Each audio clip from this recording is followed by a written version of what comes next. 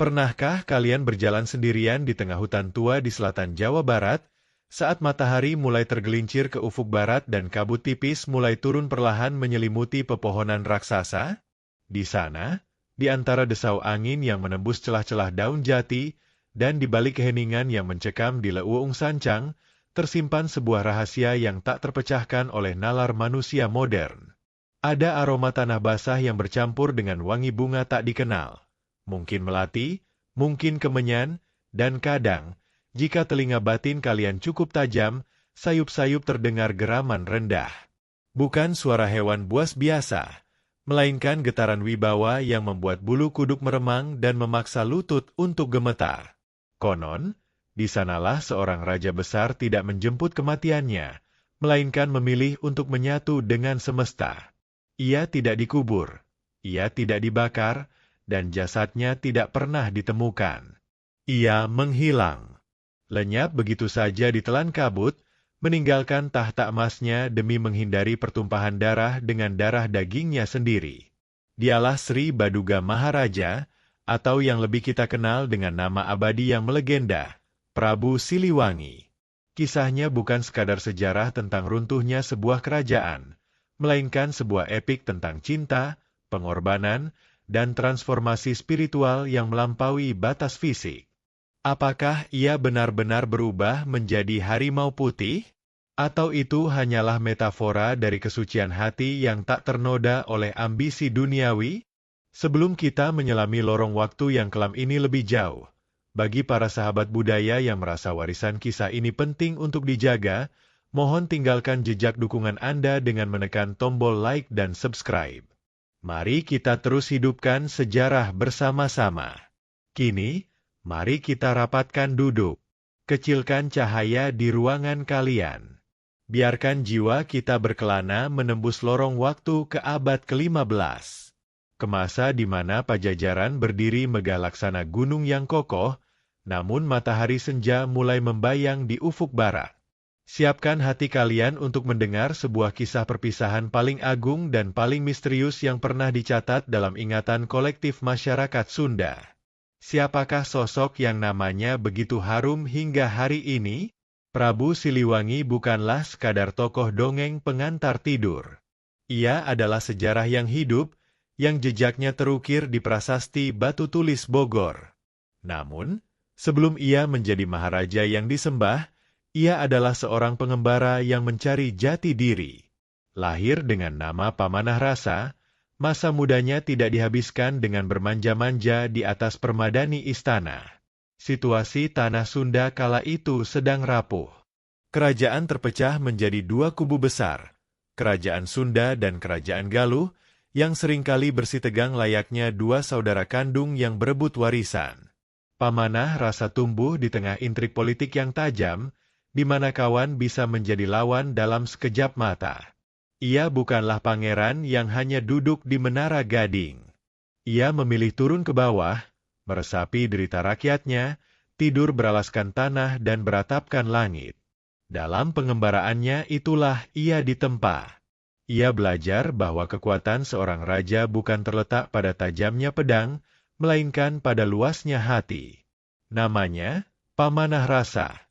Bermakna seseorang yang ahli memanah perasaan, ia yang mampu menaklukkan hati lawan bukan dengan kekerasan, tapi dengan karisma dan kelembutan. Bayangkan seorang pemuda tampan dengan sorot mata tajam namun teduh, berjalan menyusuri desa-desa, membantu petani yang gagal panen, mendengarkan keluh kesah pedagang pasar, dan bertapa di gua-gua sunyi untuk meminta petunjuk Sang Hyang Tunggal. Ia, from zero, dalam artian spiritual. Ia mengosongkan dirinya dari ego kebangsawanan untuk diisi dengan kebijaksanaan semesta. Perjalanannya menuju tahta penuh dengan lika-liku. Ia harus membuktikan dirinya pantas, bukan karena darah biru yang mengalir di tubuhnya, tapi karena kemampuan menyatukan dua pecahan cermin retak, Sunda dan Galuh, menjadi satu bayangan utuh yang indah. Ia adalah harapan baru di tengah kecemasan zaman, fajar yang dinanti setelah malam yang panjang dan dingin.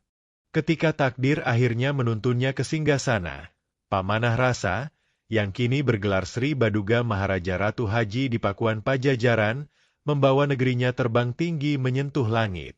Era pemerintahannya dikenang sebagai zaman keemasan, zaman gemah ripah Loh Jinawi. Pakuan Pajajaran, ibu kota kerajaan, tumbuh menjadi kota metropolitan kuno yang menakjubkan. Benteng-benteng pertahanan dibangun kokoh bukan untuk menyerang, tapi untuk melindungi senyum rakyatnya. Jalan-jalan diperkeras dengan batu agar roda ekonomi berputar lancar dari pedalaman hingga pelabuhan Sunda Kelapa. Hutan-hutan larangan dijaga ketat, bukan untuk dikuasai raja, tapi untuk menjaga keseimbangan alam, sebuah kearifan ekologis yang melampaui zamannya. Keajaiban Prabu Siliwangi tidak terletak pada sihir yang bisa mengubah batu menjadi emas. Keajaibannya ada pada filosofi kepemimpinannya. Silih asah, silih asih, silih asuh, saling menajamkan pikiran, saling mengasihi, dan saling memelihara. Di bawah naungan tangannya, tidak ada rakyat yang kelaparan. Hukum ditegakkan setegak pohon damar, adil tanpa pandang bulu. Konon, karisma Sang Prabu begitu kuat hingga alam pun tunduk padanya. Diceritakan dalam legenda tutur, ketika beliau berjalan di hutan, harimau-harimau liar akan menunduk hormat, menyisih memberi jalan. Burung-burung akan berkicau lebih merdu seolah menyanyikan lagu pujian. Ia adalah Pajajaran itu sendiri, yang berarti berjajar atau setara. Ia duduk sama rendah dengan rakyatnya, berdiri sama tinggi dengan martabatnya. Keindahan Istana Pakuan digambarkan sangat asri, dipenuhi taman sari dengan bunga cempaka dan melati yang wanginya tercium hingga keluar gerbang benteng. Alunan kecapi suling terdengar setiap senja, mengiringi tembang-tembang puji syukur kepada Hyang Widi. Tidak ada yang menyangka, di balik kedamaian yang nyaris sempurna ini, awan mendung yang sangat pekat sedang berarak dari utara. Sebuah badai keyakinan dan politik sedang bersiap menghantam dinding-dinding istana yang kokoh itu. Badai yang dibawa oleh darah dagingnya sendiri. Namun, hukum alam mengajarkan bahwa tidak ada musim panas yang abadi. Kejayaan Pajajaran yang begitu cemerlang perlahan mulai tertutup bayang-bayang mendung dari utara. Badai itu tidak datang dalam bentuk armada perang asing yang beringas atau wabah penyakit yang mematikan.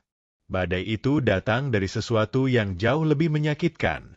Perubahan zaman yang dibawa oleh darah dagingnya sendiri. Agama Islam mulai menyebar di tanah Pasundan, dibawa oleh para pedagang dan ulama, mengalir lembut seperti air yang mencari celah batu.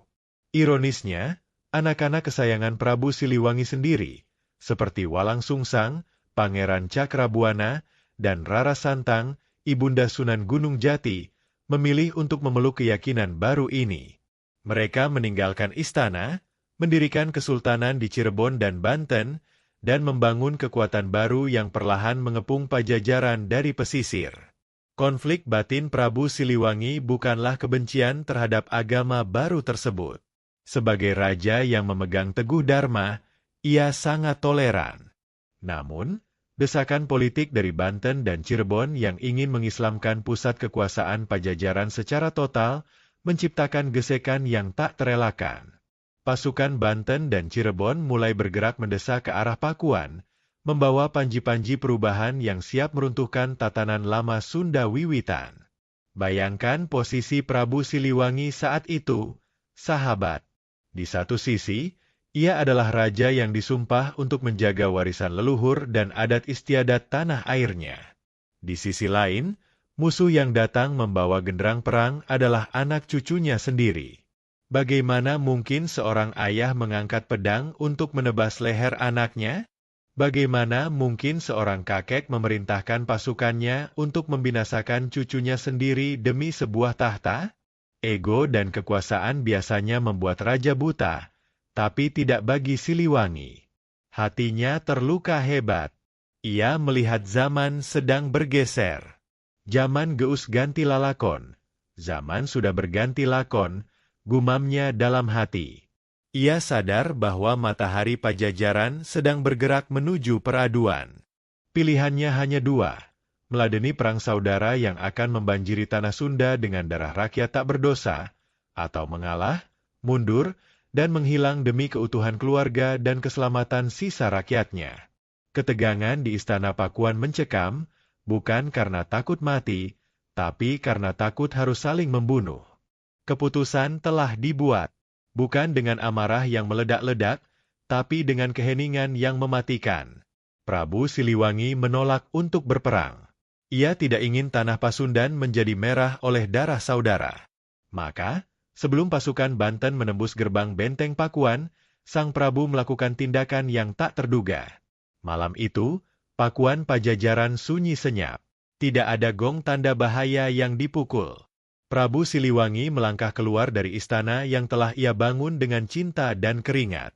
Ia menanggalkan mahkota emasnya, meninggalkan singgasana ukirannya yang megah. Bersama segelintir pengikut setianya, pasukan elit yang konon memiliki kesetiaan melampaui maut, ia berjalan kaki menembus kegelapan malam melalui pintu rahasia.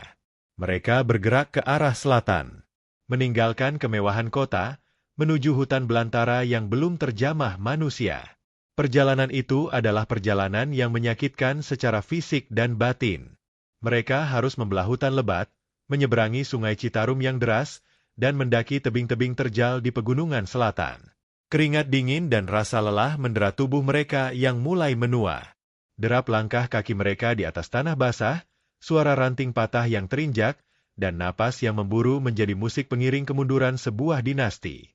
Sesekali Sang Prabu menoleh ke belakang, menatap siluet istana Pakuan yang semakin mengecil di kejauhan. Ada air mata yang tertahan. Ia meninggalkan rumahnya agar rumah itu tidak hancur. Ia membiarkan istananya kosong agar tidak ada nyawa yang melayang di dalamnya. Pasukan musuh yang tiba di Pakuan keesokan harinya hanya menemukan istana yang kosong melompong. Pajajaran sirna ing bumi. Pajajaran telah hilang dari muka bumi. Rajanya tidak ada. Pusakanya tidak ada, rakyatnya diam membisu. Prabu Siliwangi telah melakukan strategi, menghilang, yang membuat lawan kehilangan target, sebuah kemenangan moral tanpa menghunus pedang. Ia membawa Pajajaran bersamanya, bukan dalam bentuk bangunan, tapi dalam bentuk jiwa. Tibalah mereka di batas akhir dunia yang mereka kenal, hutan Sancang, Leuweung Sancang, di pesisir selatan Garut. Disinilah daratan bertemu dengan samudra yang ganas, tempat ombak menghantam karang dengan amarah yang tak kunjung reda. Di tepi pantai yang sunyi itu, Prabu Siliwangi menghentikan langkahnya. Ia berbalik menatap para pengikut setianya satu persatu. Wajah-wajah lelah yang penuh debu, pakaian yang koyak, namun mata mereka tetap memancarkan kesetiaan mutlak. Mereka siap mati untuk rajanya. Namun, Siliwangi tidak menginginkan kematian mereka. Rasa haru menyeruak hebat di dada Sang Prabu. Ia tahu, ini adalah akhir perjalanan fisik mereka. Ia tidak bisa membawa mereka lebih jauh lagi ke alam yang akan ia tuju. Dengan suara bergetar, namun tetap penuh wibawa seorang maharaja, ia mengucapkan kalimat perpisahan yang kelak dikenal sebagai Uga Wangsit Siliwangi. Lalakon urang nganepi ka apu ieu. Perjalanan kita hanya sampai hari ini. Suaranya beradu dengan debur ombak. Ia membebaskan para prajuritnya dari sumpah setia. Ia mempersilakan mereka untuk memilih. Siapa yang ingin kembali ke utara dan hidup di bawah aturan baru, silakan pulang. Siapa yang ingin ikut dengannya, harus bersiap menanggung konsekuensi berat, tidak lagi menjadi manusia biasa. Kalian boleh memilih, ucapnya lirih, matanya berkaca-kaca. Jangan korbankan diri kalian untuk masa lalu yang sudah pergi. Tangis pecah di antara para kesatria tangguh itu. Laki-laki yang biasa menghadapi maut tanpa berkedip, kini menangis terseduh-seduh seperti anak kecil yang kehilangan bapaknya. Mereka tidak tega membiarkan rajanya sendirian. Sebagian besar memilih untuk tetap setia, bersumpah sehidup semati, bahkan jika itu berarti harus berubah wujud menjadi makhluk penjaga hutan sekalipun. Ini adalah momen paling emosional dalam sejarah tanah Sunda. Sebuah perpisahan yang bukan dipisahkan oleh kematian, tapi dipisahkan oleh dimensi. Cinta rakyat kepada pemimpinnya melampaui logika bertahan hidup. Di bawah langit sancang yang mulai gelap, kesetiaan manusia diuji hingga titik nadir, Di momen puncak inilah, di antara debur ombak pantai selatan yang menggelegar dan desau angin hutan yang melolong, Prabu Siliwangi mengucapkan kata-kata terakhirnya. Kata-kata yang bukan sekadar pidato perpisahan, melainkan sebuah nubuatan yang menembus masa depan, yang kita kenal hari ini sebagai Uga Wangsit Siliwangi. Suaranya tenang namun bertenaga, menyatu dengan alam. Pajajaran moal ayah, tapi bakal ayah nu nureu keun. Pajajaran akan hilang, tapi akan ada yang meneruskan. Ia berpesan agar mereka yang ingin ke utara, memeluk Islam, silakan pergi, dan mereka yang ingin tetap setia pada ajaran lama akan menjadi dia. Dan dalam sekejap mata, sebuah fenomena yang melampaui nalar manusia terjadi. Langit sancang yang tadinya gelap mendadak berubah warna. Kabut putih tebal turun secara tiba-tiba dari langit, bergulung-gulung menyelimuti tempat itu, menghalangi pandangan mata. Udara menjadi sangat dingin, hening, seolah waktu berhenti berdetak. Di tengah kabut itu, tubuh Prabu Siliwangi perlahan memancarkan cahaya keemasan. Ia tidak mati. Jantungnya tidak berhenti berdetak. Ia melakukan moksa, melepaskan ikatan duniawi, mengubah materi tubuh kasarnya menjadi energi murni yang menyatu dengan semesta. Perlahan, siluet tubuhnya memudar, menjadi transparan, dan akhirnya lenyap tak berbekas. Dan para pengikut setianya yang memilih tinggal, mereka yang bersumpah setia hingga akhir zaman, konon, menurut legenda yang dipercaya masyarakat Sunda, saat kabut menipis, sosok manusia mereka pun hilang. Sebagai gantinya, terdengar auman keras yang menggetarkan bumi. Mereka telah salin rupa, berubah wujud menjadi harimau putih, Maung Bodas, penjaga abadi tanah Pasundan yang tak kasat mata. Itulah momen di mana sejarah berhenti mencatat fakta, dan mitos mengambil alih. Pajajaran hilang dari peta bumi, tapi ia abadi di peta batin. Prabu Siliwangi tidak kalah perang. Ia memenangkan keabadian dengan cara menghilang. Ia memilih menjadi legenda daripada menjadi tawanan. Apakah Prabu Siliwangi benar-benar hilang? Secara fisik, ya. Jasadnya tidak pernah ditemukan oleh arkeolog manapun. Namun, jejaknya terukir abadi, lebih keras dari batu andesit. Di Bogor, prasasti batu tulis berdiri tegak sebagai saksi bisu kebesarannya. Di sana tertulis, Sri Baduga Maharaja Ratu Haji di Pakuan Pajajaran Sri Sang Ratu Dewata. Batu itu adalah jangkar ingatan, bukti bahwa pernah ada seorang Raja Agung yang memerintah dengan cinta. Di Garut, hutan sancang hingga kini masih dikeramatkan. Masyarakat setempat percaya bahwa hutan itu adalah gerbang menuju istana gaib Sang Prabu. Banyak orang yang mengaku melihat penampakan harimau putih besar atau merasakan aura wibawa yang kuat saat bermeditasi di sana. Hutan itu bukan sekadar kumpulan pohon. Ia adalah rumah bagi roh Pajajaran yang belum berpulang. Tapi jejak yang paling nyata bukanlah batu atau hutan. Jejak itu ada pada simbol harimau, Maung, yang melekat erat pada identitas Jawa Barat.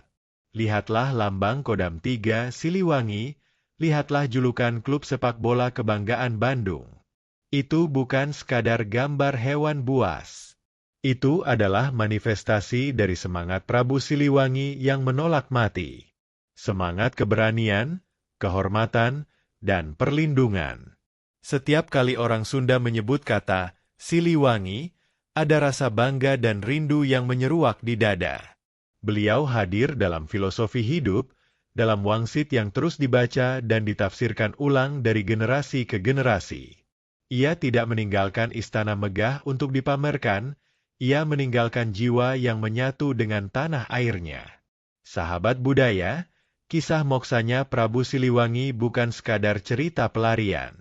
Ini mengajarkan kita filosofi tingkat tinggi tentang melepaskan, letting go.